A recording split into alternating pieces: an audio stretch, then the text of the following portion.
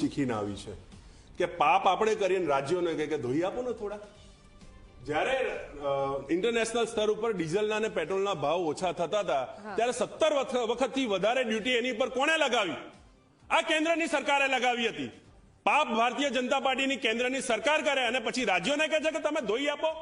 અરે સાહેબ, તમને તો આખા દેશની ચાવી આપી છે, આખા દેશની જનતાની ચિંતા કરવાની વાત કરી આપી છે. તમે તમારા સમયમાં શું કર્યું? આજે તમે 2000નું એક ટ્વીટ લાવો છો. શું 2013માં પેટ્રોલનો ભાવ 100 રૂપિયા હતો? શું 2013ની અંદર શાકભાજી આટલા મોંઘા હતા? શું 2013ની અંદર લોકોની જીવન જરૂરિયાત વસ્તુ આટલી મોંઘી હતી? લોકોને સમજાય એવી વાત કરો. કોઈ આર્ટિકલ છાપી દે, પેપર કેવી રીતે મીડિયા કોઈ ટ્વીટ કરી દે, એ ટ્વીટ ઉપર નથી હોતું. ટ્વીટ તો અત્યારે ઘણા બધા આવે છે અને એની ચર્ચા કરવા બેસ્યું તો આ ડિબેટ પૂર્ણ થશે.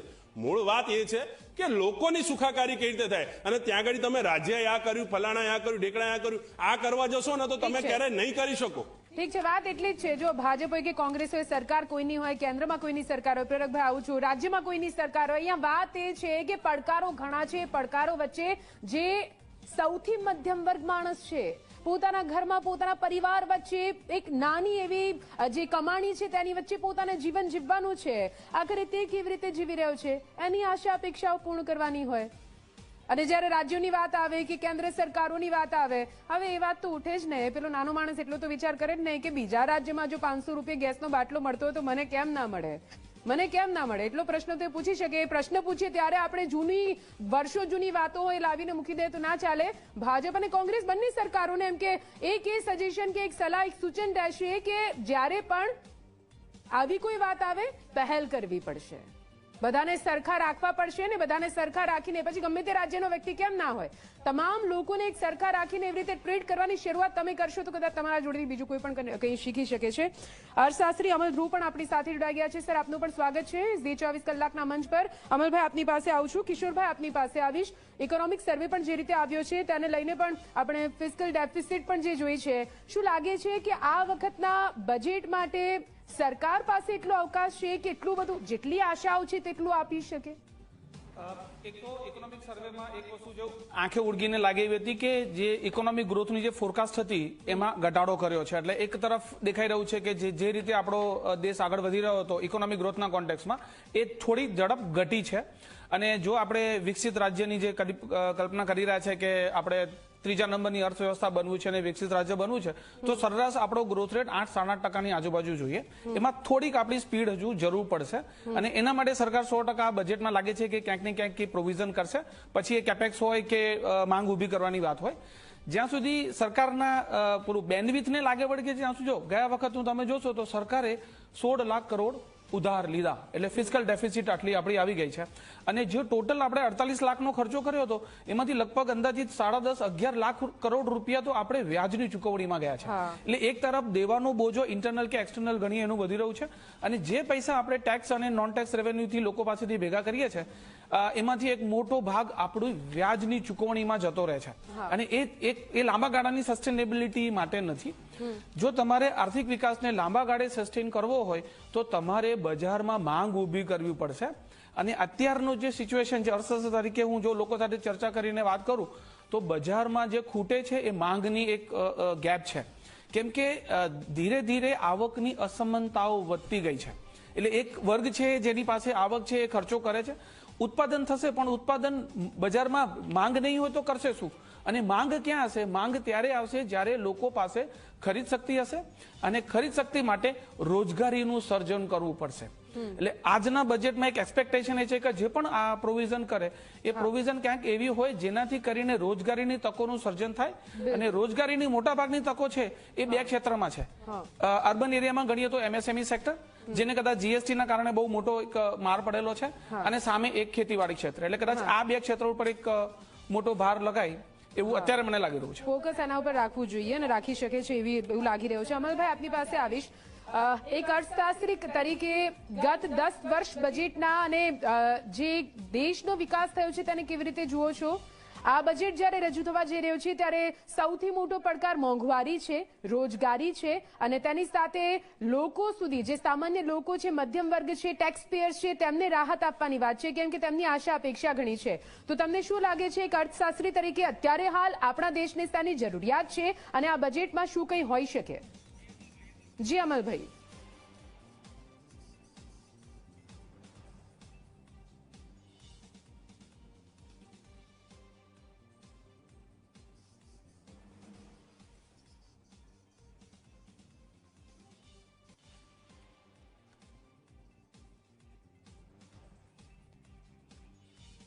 અમલભાઈ સુધી અવાજ પહોંચી નથી રહ્યો.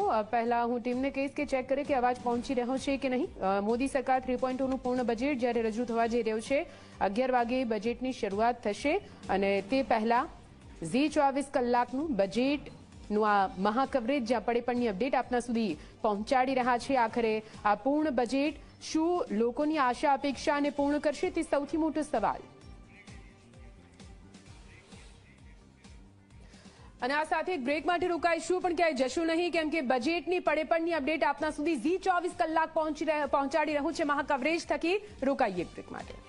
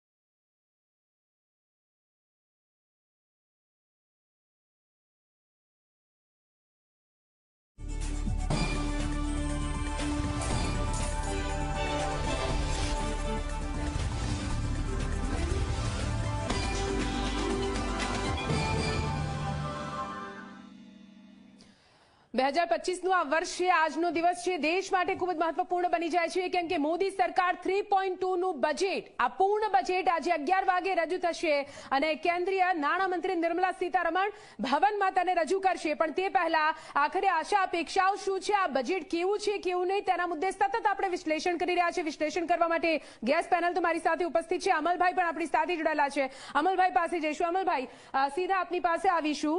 ગત 10 વર્ષ એક અર્થશાસ્ત્રી તરીકે તમે કેવી રીતે જુઓ છો અને હવે આ વર્ષ તમને શું લાગે છે કે કેવું રહેશે, કેમ કે આજે બજેટ રજૂ થવા જઈ રહ્યું છે, બજેટ માટે કયા મોટા પડકારો રહેશે? અમલભાઈ, આ વખતનું બજેટ ખૂબ જ અગત્યનું છે. એના કારણો ઘણા છે, કારણ કે ઘણા વર્ષો સુધી એક કોઈ મેજર ચેન્જ આ કોઈ બજેટ દ્વારા આવ્યો નથી. 1992ની અંદર જે મેજર ચેન્જ આવ્યો ત્યાર પછી આ એક એવી સિચ્યુએશન ઊભી થઈ છે કે આપણા દેશની અંદર પણ પ્રોબ્લેમ છે. આપણો GDP is not rising as much as it should. Unemployment છે, ડિસ્પેરિટી છે અને અમેરિકાની અંદર ટ્રમ્પનું શાસન આવ્યું છે. એને કારણે ઇન્ટરનેશનલ માર્કેટ પર શું અસર થશે એનું પણ, એટલે ઘણા વાદળો ઘેરાયેલા છે અને એ ઘેરાયેલા વાદળ વચ્ચે આ બજેટ રજૂ કરવામાં આવ્યું છે. મોટામાં મોટું પગલું એ જ લેવું પડશે અને તે કે ડિમાન્ડને રિવાઇવ કરવી.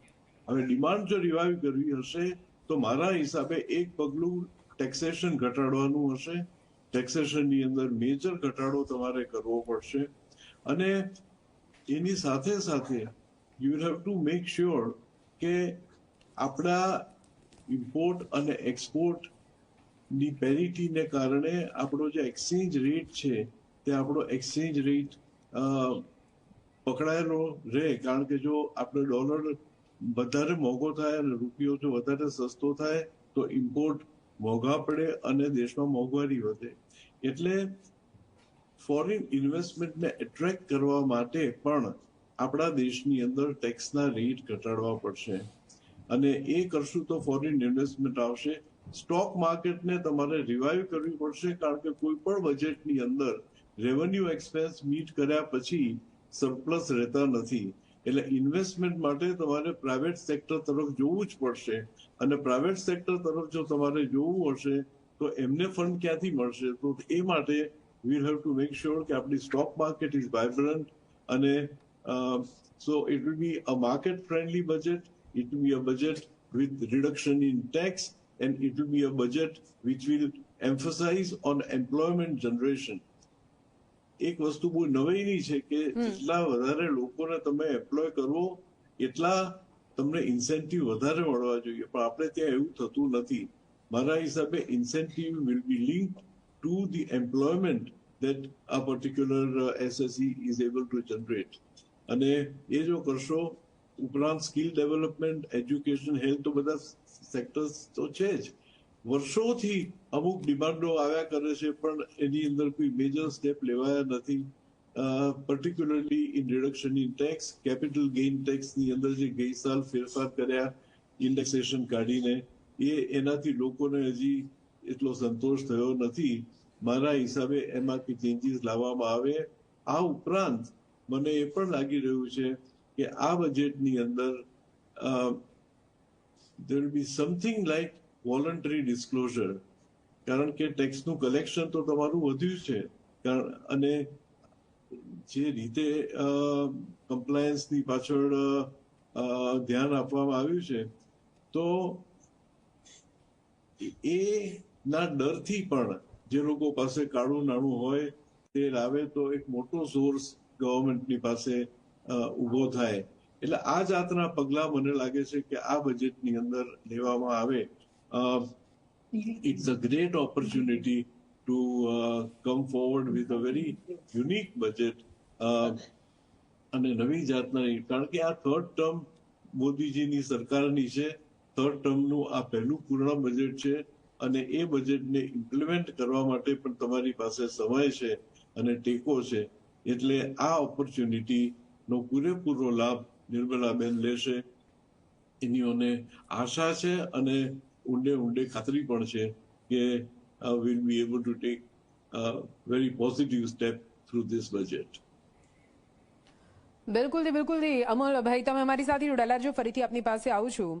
આશકાબેન, આપની પાસે જ આવીશ. હવે જેવી રીતે આપણે બજેટની વાત કરી, લગભગ તમામ આસ્પેક્ટ પર આપણે વાત કરી ચૂક્યા છીએ. મહિલા અને શિક્ષણ માટે એટલે વાત કરવી છે કેમ કે શિક્ષણ જગત સાથે તમે જોડાયેલા છો. તો મહિલાઓ માટે અને શિક્ષણને લઈને શું લાગે છે, આ બજેટમાં કોઈ ભાર મૂકવામાં આવી શકે છે? Yes, education sector I think એક well funded and well manage education sector એ કોઈ પણ ડેવલપિંગ કન્ટ્રીનું એક સ્ટ્રોંગ ફાઉન્ડેશન હોય છે.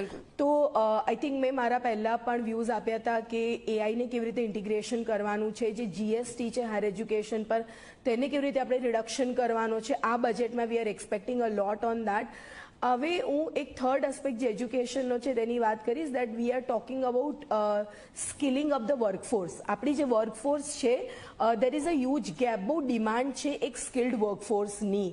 રાઈટ, આપણે એક બાજુ એવી વાત કર્યા છે કે લોટ ઓફ અનએમ્પ્લોયમેન્ટ છે, જોબ્સ નથી. બટ જોબ્સ છે, બટ તેના માટે આપણી પાસે સ્કિલ વર્કફોર્સ રેડી નથી. તો ગવર્મેન્ટે જે સ્કિલ અપલિફ્ટમેન્ટ છે એના પર ખૂબ કામ કરવાની જરૂર છે. જો એજ્યુકેશન સેક્ટરમાં ખાલી ડિગ્રીઝ અને એના પર ફોકસ નથી કરવાનું, બટ જે સ્કિલ ડેવલપમેન્ટ કોર્સિસ છે, જે આઈટીઆઈના કોર્સિસ છે, જે સર્ટિફિકેટ કોર્સિસ છે, જે એક વિદ્યાર્થી પોતાનું 10th સ્ટેન્ડર્ડ ફિનિશ કરીને પણ કરી શકે અને આત્મનિર્ભર બની શકે. તો આઈ થિંક એજ્યુકેશન સેક્ટરમાં એક આ પર્ટિક્યુલર ફેક્ટર, જે આ પર્ટિક્યુલર ફીચર છે એને પણ કન્સિડર કરવામાં આવે. તો I think skill India is a vision of PM Modi. તો આઈ થિંક એ વિઝનને કન્ટિન્યુએશનમાં જ આપણે સ્કિલ વર્કફોર્સ ડેવલપ કરવામાં એજ્યુકેશન સેક્ટરને સારું એવું ઇન્વેસ્ટમેન્ટ આપે અને એ ડેવલપ થાય તો આઈ થિંક લોંગ રનમાં કન્ટ્રીને આનો ખૂબ બેનિફિટ મળશે. બિલકુલથી કિશોરભાઈ, આપની પાસે આવીશ કેમ કે એ વખતે પણ હું ઓછો સમય તમને આપી શકી હતી. ટેક્સ કલેક્શન આપણે જોયું છે, જેમ જેમ વર્ષો વીતી રહ્યા છે તેમ ટેક્સ કલેક્શન ખૂબ જ વધારે વધી રહ્યું છે.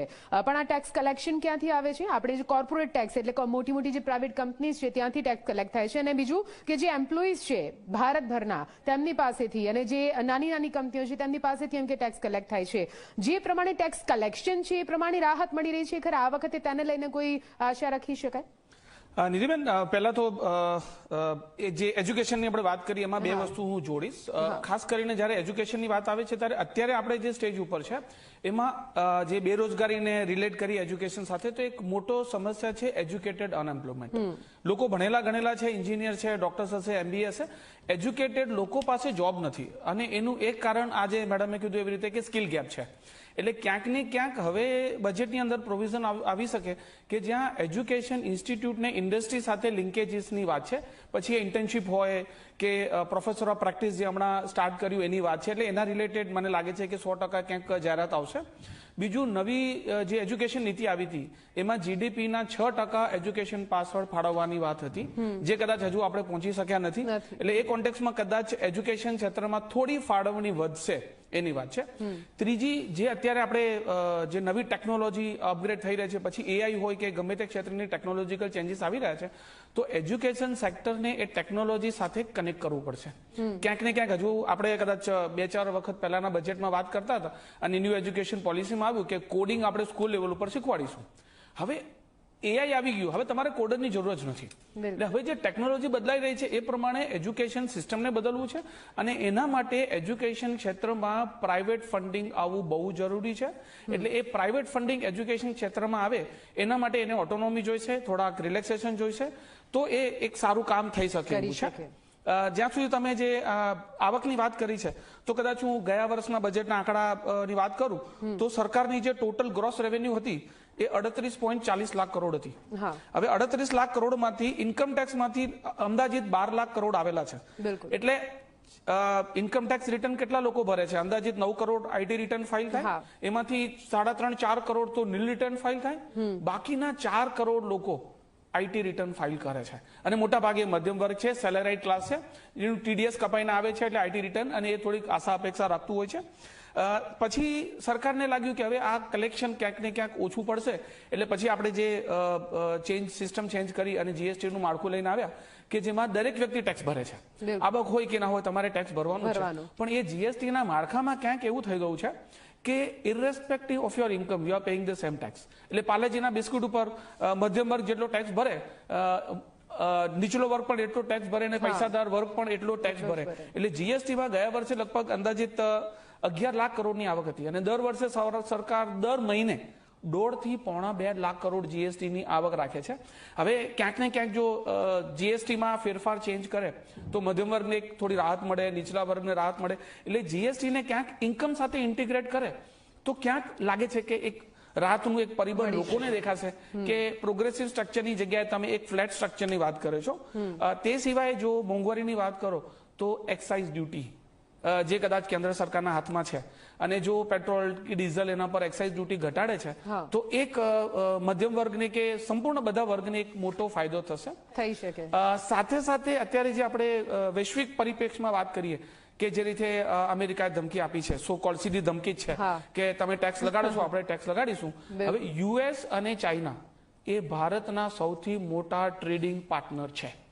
ચાઇનાની સાથે ઇન્ડિયા કોમ્પિટિશન કરવાનું નથી અને આપણે એના ફળ જોઈ રહ્યા છે કે પછી એ ભારતનું ટેક્સટાઇલ હોય કે ડાયમંડ હોય કે કેમિકલ ઉદ્યોગ હોય, ચાઇના સામે ટફ આપણે ફાઇટ લઈ રહ્યા છે. એઆઈની હરોળમાં તો ચાઇના આગળ નીકળી ગયું છે બહુ, યુએસને ટક્કર આપી રહ્યું છે અને આપણે હજુ વિચાર કરી રહ્યા છે કે આપણે એઆઈનું પ્લેટફોર્મ બનાવીશું અને ફંડિંગ કરીશું. એટલે એમાં પણ બહુ આગળ વધવાની જરૂર છે કેમ કે જે વર્લ્ડ ઇકોનોમિક ફોરમનો જે રિપોર્ટ આવ્યો ફ્યુચર ઓફ જોબ રિપોર્ટ 2025-30 એમાં એમણે ચોખ્ખી સ્કિલ સેટ આપેલા છે અને એમાં જે ટેકનોલોજીની એડેપ્ટેબિલિટી છે, ક્રિએટિવિટી, ક્રિટિકલ થિંકિંગ એ પર નવા સ્કિલ સેટની વાત કરે છે અને એ સ્કિલ સેટ ક્યાંક ને ક્યાંક આપણી કરંટ એજ્યુકેશન સિસ્ટમ સાથે કનેક્ટેડ નથી. એટલે એમાં પણ એક 100% એક પ્રોવિઝનોની શક્યતા છે. કોર્પોરેશન ટેક્સ ઓફકોર્સ ગયા વખતે ઘટાડો કર્યો અને ઘણી બધી કંપનીઓને ફાયદો થયો. એટલે એ કોર્પોરેટ ટેક્સમાં ઘટાડો કદાચ કેમ કે મોટી કંપનીઓનું એક ઇનડાયરેક્ટ પ્રેશર હોય એના કારણે કદાચ કોર્પોરેટ ટેક્સમાં ઘટાડો કરશે, પણ એ પછી એ ઘટાડાનો બેનિફિટ નીચેના લોકો સુધી જવો જોઈએ એ ક્યાંક ને ક્યાંક પહોંચી શકતો નથી. એટલે એ ત્યાં પણ ખાસ મને લાગે છે કે સરકાર ધ્યાન આપશે. અને સાથે સાથે બીજી વસ્તુ એડ કરીશ એક મિનિટમાં. જ્યારે અત્યારે આપણે ઇન્ડિયન ઇકોનોમીની વાત કરીએ તો એક મોટો પ્રશ્ન આવી રહ્યો છે જેને કદાચ અત્યારે આપણે એડ્રેસ નથી કરી રહ્યા, એ છે ડિવેલ્યુએશન ઓફ રૂપી. 86-87 ઉપર પહોંચી ગયા અને એસ્ટિમેટેડ છે કે 95 ની આજુબાજુ આ સ્થિર થશે. હવે સૌથી મોટી વાત છે અને જ્યારે આના રૂપીની વેલ્યુ ડિવેલ્યુએશન થઈ રહ્યું છે તો એક આઈટી સેક્ટર છે જેને ફાયદો થઈ રહ્યો છે કેમ કે એક્સપોર્ટમાં એ લોકોને સારો બેનિફિટ મળે છે, પણ સાથે ક્રૂડ ઓઇલ જે આપણું એક મોટું ઇમ્પોર્ટ બજેટનું આઇટમ છે. એટલે જેમ જેમ રૂપીનું ડિવેલ્યુએશન થાય તેમ તેમ તમારા પેટ્રોલના ભાવ વધવાના છે. બહુ બધા મુદ્દા તમે કહ્યા. આપની પાસે ફરીથી આવું છું. આપણી સાથે વાત કરવા માટે રાજકોટથી અત્યારે અમારા સંવાદદાતા ગૌરવ જોડાઈ ગયા છે અને તેમની સાથે રાજકોટ ચેમ્બર્સ ઓફ કોમર્સના પ્રમુખ જોડાયેલા છે. ગૌરવ, તમે વાતચીત કરી ચેમ્બર ઓફ કોમર્સના જે પણ પ્રમુખ છે એમની પાસે, કયા કયા એવા મુદ્દાઓ છે કે જે તે મહત્વપૂર્ણ માને છે અને લાગે છે કે આ બજેટમાં તેના પર ભાર મૂકવામાં આવશે?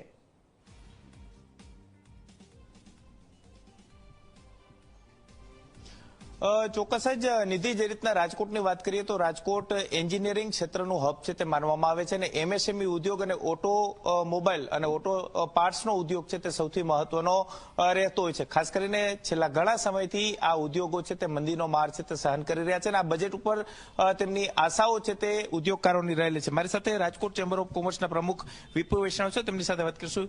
વીપી, ખાસ કરીને એમએસએમઈ અને ઓટો મોબાઈલ જે રીતના કહી શકાય તો કઈ કઈ આશાઓ તમારી રહેલી છે અને કઈ રીતના જુઓ છો આ બજેટને? ખાસ કરીને એમએસએમઈને લાગે વળગે છે ત્યાં સુધી આ સરકાર નિર્મલા સીતારામનજી આ બજેટની અંદર સારી એવી છૂટછાટ આપશે. કારણ કે બધા લોકોને ખ્યાલ જ છે કે સૌથી વધુ રોજગારીનું જો કોઈ માધ્યમ હોય તો એમએસએમઈ છે અને એમએસએમઈ ઉદ્યોગ જગતને ઉદ્ગારી શકે એવી પરિસ્થિતિ છે. બીજા દેશોની સામે ફાઇટ કરવી હોય તો એમએસએમઈને બૂસ્ટ આપવું જરૂરી છે. અત્યારના કરંટ સિનારીઓમાં ગુજરાત કેન્દ્ર સરકારે ઘણી બધી રાહતો આપેલી છે, પણ ફંડમાં અત્યારે ક્યાંક ને ક્યાંક એમએસએમઈ દબાણ હેઠળ હોય એવું સ્પષ્ટ લાગી રહ્યું છે. તો આ બજેટની અંદર ફંડિંગની પૂરેપૂરી વ્યવસ્થા કરવામાં આવે અને એમએસએમઈને બૂસ્ટ આપવામાં આવે તો ઉદ્યોગ જગતની અંદર જેમ ગુજરાત એક ઉદ્યોગનું હબ છે એ આવનારા દિવસોમાં ખરા અર્થમાં સરિતાર થાય અને ભારત દેશમાં એમએસએમઈ ને બૂસ્ટ મળશે તો રોજગારીને 100% બૂસ્ટ મળશે એવું મારું માનવું છે. કયા પ્રકારના સજેશનો રાજકોટ ચેમ્બર દ્વારા આપવામાં આવ્યા હતા અને ખાસ કરીને ટેક્સના સ્લેબની વાત છે તો એમાં શું રાહત મળશે તમારી દ્રષ્ટિએ અને કયા કયા પ્રશ્નો અત્યારે ઉદ્યોગકારોને જે જરૂરી છે કે આ બજેટની અંદર આવવા જોઈએ? એમએસએમઈ રાજકોટ ચેમ્બરે 14 મુદ્દા લખીને કેન્દ્રીય મંત્રીને આપેલા છે. ગયા વખતની જેમ ગયા વખતે પણ અમે 13 મુદ્દા લખ્યા હતા, એમાંથી 7 મુદ્દા અમારા માન્ય રહેતા. આ વખતે પણ એમએસએમઈને બૂસ્ટ આપવા માટે જેમ ફંડિંગની વાત કરી, એમએસએમઈને સરળીકરણ કરવાની વાત કરી, તો એમાં પણ સરકાર ચોક્કસ વિચારશે. જીએસટીના જે 4 સ્લેબ છે એ સ્લેબ ઘટાડી 5%ના સ્લેબને યથાવત રાખી 12%ના સ્લેબમાંથી મોટાભાગના 5%માં લઈ આવી 12 અને 18નો 14% સ્લેબ કરી 4 ને બદલે 3 સ્લેબ કરી તો પણ જીએસટીનું સરળીકરણ થાય તો આવનારા દિવસોમાં જીએસટી ભરવામાં લોકો પ્રેરાય અને ખાસ કરીને ઇન્કમ ટેક્સના સ્લેબના રેશિયામાં 10 લાખ સુધીની છૂટ આપી અને એ રેશિયાને સરળીકરણ બનાવી અને આવા ઘણા બધા છે. ખાસ કરીને અમારા ઇન્ડસ્ટ્રીમાં ઓટોની અંદર જે મુશ્કેલી પડે છે તો એક્સપોર્ટની અંદર પણ ઇન્સેન્ટિવ આપવામાં આવે અને ઘણી જગ્યાએ ઇન્ડસ્ટ્રીને જ્યાં બૂસ્ટ આપવામાં આવે. અને જમીન જ્યારે વાત કરીએ તો કેન્દ્ર સરકારની જે બંજર જમીન પડેલી છે એ જમીન માની લો ઉદ્યોગકારોને નીચા રેટથી જંત્રીના ચોથા ભાગથી રેટથી આપવામાં આવે તો આવનારા દિવસોમાં આપણું જે ઓટો ઉદ્યોગ છે અને ખાસ કરીને ઇન્ડસ્ટ્રીયલ છે, રાજકોટ તો સરાઉન્ડિંગ ઇન્ડસ્ટ્રીયલનો હબ છે. ગુજરાતની અંદર 20 લાખ એમએસએમઈમાંથી 2 લાખ ને 11,000 ઇન્ડસ્ટ્રી નાની રાજકોટની આજુબાજુની એરિયા ધરાવે છે. તો એમએસએમઈ માટે અમે ઘણા પ્રયત્નો કરે છે અને આશા અને વિશ્વાસ છે કે આ બજેટમાં એમએસએમઈને મોટું બૂસ્ટ મળશે. રાજકોટ ચેમ્બર ઓફ કોમર્સના ડિરેક્ટર રાજુભાઈ ઝુંઝા, રાજુભાઈ કઈ રીતના બજેટને જુઓ છો? ખાસ કરીને શું આશા અને અપેક્ષાઓ અન્ય જે સેક્ટરો છે તે પણ રાખી રહ્યા છે? નાણામંત્રી શ્રી નિર્મલા સીતારામન આજે 8મું બજેટ રજૂ કરવા જઈ રહ્યા છે ત્યારે લોકોને ઘણી આશા અને અપેક્ષાઓ છે. ખાસ કરીને મધ્યમ વર્ગને ઘણી અપેક્ષાઓ છે કે એમાં ટેક્સમાં રાહત મળે, ગૃહિણીઓને જે મોંઘવારી નડી રહી છે એમાં ટેક્સ રાહત આપવામાં આવે તો મોંઘવારી પણ ઘટે. અને બીજું યુવા વર્ગ માટે એજ્યુકેશન માટે એના માટે નવા કંઈક આયામો આ ટેક્સમાં આપવામાં આવે કે જેથી એને પણ ફાયદો થાય. અને યુવાનો, ખેડૂતો, કિસાનો માટે પણ એવી યોજનાઓ મૂકવામાં આવે કે જે કિસાનોને કારણે એને જે પોતાની જે ઉપજો છે એના પૂરા દામ મળે અને પોતે સક્ષમ થઈ શકે. ચોક્કસ જ રાજકોટ ચેમ્બર ઓફ કોમર્સના પ્રતિનિધિઓ છે કે તેઓ પણ એક જ વાત છે તે કરી રહ્યા છે કે જીએસટી સ્લેબ છે તેની અંદર જો રાહત આપવામાં આવે તો ક્યાંક આ બજેટ છે તે સામાન્ય અને મધ્યમ વર્ગના જે લોકો છે કે તેમને પરવડી શકે છે, પરંતુ ક્યાંક અત્યારની જે પરિસ્થિતિ છે, મોંઘવારી હોય, ગૃહિણીઓ પર જે રીતના મોંઘવારીના માર હોય, સાથે જ ઉદ્યોગો છે કે તેની અંદર પણ અલગ અલગ જે ટેક્સના સ્લેબો આવેલા છે ને તેને કારણે જે ખૂબ જ મુશ્કેલી છે તે ઉદ્યોગકારોને પડી રહી છે. ત્યારે આ બજેટની અંદર તેમને રાહત મળશે તેવી એક આશા છે તે તેઓ રાખી રહ્યા છે. પરંતુ હવે 11 વાગે જ્યારે નિર્મલા સીતારામન બજેટ રજૂ કરે છે ત્યારે શું ફાયદાઓ જે ગૃહિણીઓ છે, મધ્યમ વર્ગના લોકો છે અને ખાસ કરીને ઉદ્યોગકારો છે કે તેમને શું ફાયદાઓ આપવામાં આવે છે તે જોવું સૌથી મહત્વનું રહેશે. જી નિધિ. બિલકુલ ગૌરવ જોડાનાર છે અમારી સાથે. આપની સાથે આવીશું. અમલભાઈ આપની પાસે આવવા માંગીશ. આ વખતના આર્થિક સર્વેક્ષણમાં એક લાઈન કહેવામાં આવી છે કે એક જ લક્ષ્ય વિકસિત ભારત 2047 એટલે 2047નું એક લક્ષ્ય રાખવામાં આવી રહ્યું છે. 2047ના લક્ષ્યને રાખવાથી કંઈ નહીં થાય, એના માટે પ્રયત્નો ઘણા કરવા પડશે કેમ કે પડકારો ઘણા છે. એમાં પણ આપણે જ્યારે રૂપિયાનું ઘટતું મૂલ્ય જે સતત ઘટી રહ્યું છે અને અત્યારે એ સપાટી પર પહોંચ્યું છે કે જેને ઉપર લાવવા માટે ઘણા બધા પડકારોનો સામનો કરવો પડે, પછી આરબીઆઈની વાત હોય કે પછી કેન્દ્ર સરકારની વાત હોય. આ પરિસ્થિતિમાં શું લાગે છે કે રૂપિયાનું મૂલ્ય વધારવા માટે શું કઈ પ્રયત્નો થઈ શકે? 2047ની વાત કરીએ, બહુ જ સાચી વાત છે અને બહુ અગત્યની વાત છે, કારણ કે 2047માં આપણા 100 વર્ષ પણ પૂરા થાય છે. હવે આપણે 75 વર્ષ શું કર્યું એ તરફ પણ આપણે જોવું પડે. અને જો 2047ની અંદર આપણે જો લક્ષ્ય સિદ્ધ કરવું હોય તો 2 કે 3 વસ્તુ ખૂબ અગત્યની બને છે. એક તો છે કે આપણે જોઈએ અમેરિકામાં ટ્રમ્પે શું કર્યું છે હમણાં, તો એડમિનિસ્ટ્રેટિવ કોસ્ટ ઘટાડવા માટેનું મોટું પગલું લીધું છે. He is looking at the administration. અને આપણા ભારતની અંદર અત્યારે આપણે જોઈએ તો પગારનું ભારણ એટલું મોટું છે મારા હિસાબે એડમિનિસ્ટ્રેટિવ રિફોર્મ્સ લાવવા પડશે, કારણ કે આઈડિયાઝ તો છે બજેટની અંદર, છેલ્લા 30-40 વર્ષથી સારી પ્રપોઝલો આવે છે, પણ એનું ઇમ્પ્લિમેન્ટેશન કેટલું થાય છે એ એક મોટો સવાલ છે. લગભગ 30 વર્ષથી હું પોતે આ બજેટની એનાલિસિસ સાથે સંકળાયેલો છું, પણ દરેક વખતે અનએમ્પ્લોયમેન્ટનો પ્રોબ્લેમ હોય, ડિસ્પેરિટીનો પ્રોબ્લેમ હોય, ગ્રોથ તમારો ઓછો થતો. તો શા માટે આપણે આટલા વર્ષો સુધી એ ક્વોન્ટમ જમ્પ લઈ શક્યા નથી? એ તરફ જોવાની જરૂર છે. એડમિનિસ્ટ્રેશન અને implementation is going to be very important. જો તમારે 2047ની રેસ ચાઇનાની સાથે કમ્પેર કરવું તો બહુ અઘરું છે. તો ગઈકાલના રિપોર્ટમાં પણ કહ્યું, let's not look at it, કારણ કે અત્યારે જે ઇન્ટરનેશનલ ટ્રેન્ડ ચાલી રહ્યો છે તે લોકલાઇઝેશનનો ચાલી રહ્યો છે. તમે એક્સપોર્ટ ઉપર તમારી ઇકોનોમીનો ગ્રોથ જોતા હો તો તમે ભૂલ કરી રહ્યા છો. તમારે તમારી ડોમેસ્ટિક ડિમાન્ડ વધારવી પડશે અને આત્મનિર્ભર, પોતાની જરૂરિયાતની બધી વસ્તુ તમે બનાવો અને પોતાને ત્યાં બનેલી વસ્તુઓ તમે કન્ઝ્યુમ કરો.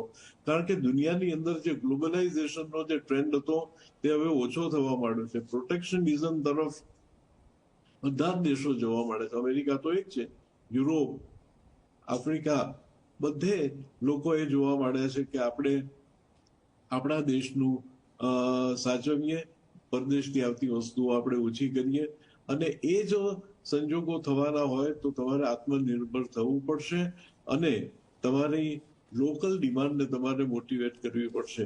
અને એ માટે ખૂબ અગત્યનું છે કે ટેકનોલોજી. બિલકુલ, ખૂબ જ મોટી વાત કરી કે લોકલ ફોર વોકલ, સ્વદેશી વસ્તુઓને અપનાવવા માટે લોકોને પ્રેરિત કરવા પડશે, પણ તેના માટે સરકારે પણ ઘણા એવા નિયમો બનાવવા પડશે, નીતિઓ લાવવી પડશે અને તેનું અમલીકરણ ખૂબ જ મહત્વપૂર્ણ બની જાય છે. રાજેશભાઈ, આપણે 10 વર્ષથી એક બાદ એક આ સરકારના બજેટ જોઈ રહ્યા છીએ. આપણી ઇકોનોમી અત્યારે ટોપ 5માં આવી ગઈ છે. શું હજુ સંતોષ નથી? દેશની ઇકોનોમી ટોપ 5માં આવી છે, તે કેવી રીતે આવી છે એના કારણો પણ જોવા પડશે. જ્યારે દેશની ઇકોનોમી ટોપ 5માં આવી હોય અને દેશનું સંપૂર્ણ ધન દેશના માત્ર 20% લોકો જોડે હોય ને 80% લોકો જોડે એ ધન ના હોય, તો આવી અસમાનતાનો જો ઇકોનોમી આગળ વધી છે એમાં પ્રજાનો ફાયદો નથી થવાનો. હમણાં આપણે અહીંયા આગળ બેઠા એમને કીધું કે દેશમાં 8 કરોડ જેટલા ઇન્કમ ટેક્સ ભરાય છે, એમાં 4 કરોડ તો નીલ ભરાય છે અને 4 કરોડ એ લોકો ભરી રહ્યા છે જે લોકો એનું ટીડીએસ કપાય છે ને એના લીધે ભરી રહ્યા છે. તો આના કારણો શું છે? કે લોકોની આવક નથી વધી, લોકોની આવક ઘટી છે. એની પાછળના પણ ઘણા બધા કારણ છે. આપણે ઘણું બધું અત્યારે ચર્ચા કરી કે લોકલ ફોર વોકલ, આત્મનિર્ભરની વાત કરી, સ્કિલફુલ ઇન્ડિયાની વાત કરી, કે મેક ઇન ઇન્ડિયાની વાત કરી. આટલો મોટો આમ વાઘ બનાવી તો દીધો મેક ઇન ઇન્ડિયાનો આ તે બધો, પણ એની હકીકત, એનું સત્ય શું છે?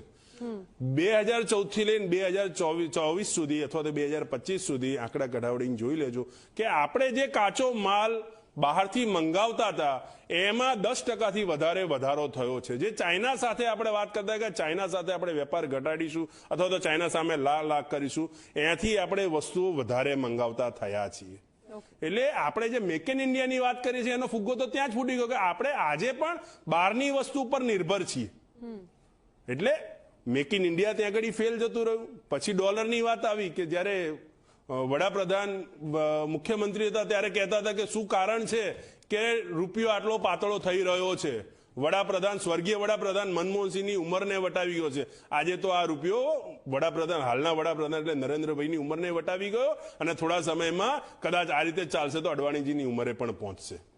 એટલે જ્યારે સત્તામાં હોવ ત્યારે ચર્ચા કરો, ત્યારે કામ કરવું અલગ છે, જ્યારે સત્તાની બહાર હો ત્યારે વાત કરવી અલગ છે. એટલે વડાપ્રધાને જ્યારે એ પોતે જ્યારે રૂપિયો ગગડતો હતો ત્યારે વાત કરતા હતા. હવે જો રૂપિયો ડોલરથી નીચે જતો હોય તો તમારી ઇકોનોમી ત્યાં સુધી સ્ટેબલ થઈ શકવાની છે. બીજું વધુ વાત કરું એટલે ખાલી રાજેશભાઈ, એટલે શક્ય છે ખરું આ રૂપિયા પર રૂપિયાના મૂલ્યને ટકાવી રાખવાનું, કંટ્રોલ મેળવવો એ શક્ય છે ખરું? કેમ કે આપની સરકાર ફેલ ગઈ, હવે 10 વર્ષ. તમને એકાદ બે નાના ઉદાહરણ આપું, એનાથી લગભગ પ્રજા સમજી શકે. ભાજપના પ્રવક્તાની મજબૂરી હોઈ શકે પણ પ્રજા સમજી શકે કે તમે જે વાત કરો છો રૂપિયો તમારે ટકાવી રાખવો તો સૌથી પહેલા તો તમારે વિદેશથી જે ઇમ્પોર્ટ કરી રહ્યો છે ઇમ્પોર્ટની અંદર તમારે ઘટાડો કરવો પડે અને લોકલ ફોર વોકલ જે આપણે વાત થઈ એટલે લોકલ વસ્તુનું લોકલ પ્રોડક્શન ઉપર ધ્યાન આપવું પડે. ત્યાંથી જો તમારું મેન્યુફેક્ચરિંગ વધશે અને ત્યાંથી તમારી આર્થિક વૃદ્ધિ ત્યાં આગળ વધશે. બીજી સામાન્ય વાત કરું, આ જે રેગ્યુલેટરી તમારું જીએસટી છે, લોકોને જ્યાં આગળ તકલીફ પડી છે, હું સામાન્ય 1-2 ઉદાહરણ આપું કે મારું કન્સ્ટ્રક્શનનો બિઝનેસ છે, હું રેતીથી લઈને ઈટ, સિમેન્ટ, સળિયા જેટલું પણ બનાવું છું એની દરેકની અંદર હું જીએસટી આપી રહ્યો છું. અને એ બિલ્ડિંગ બનાવ્યા પછી જ્યારે વેચવા જઉં છું અને જ્યારે પહેલો વાયર આવે છે ત્યારે દસ્તાવેજ કરું છું તો એ બિચારાને પણ અલગથી જીએસટી આપવું પડે છે. એવી રીતે જ હું સાયકલની સાયકલની વાત કરું, એનું ટાયર આપણે લઈએ તો એમાં જીએસટી આપીએ, એના સ્પોકમાં જીએસટી આપીએ, એના છરા, એની દરેક વસ્તુની જીએસટી આપીએ. પણ સાયકલ રેડી થાય અને હું એનું ફરી પાછું જીએસટી આપું છું. અને આ જ વસ્તુ દરેકની અંદર લાગુ પડી રહી છે. તમે તમારું જીએસટી તો વધારી રહ્યા છો પણ લોકોના ખીચા કાપીને વધારી રહ્યા છો.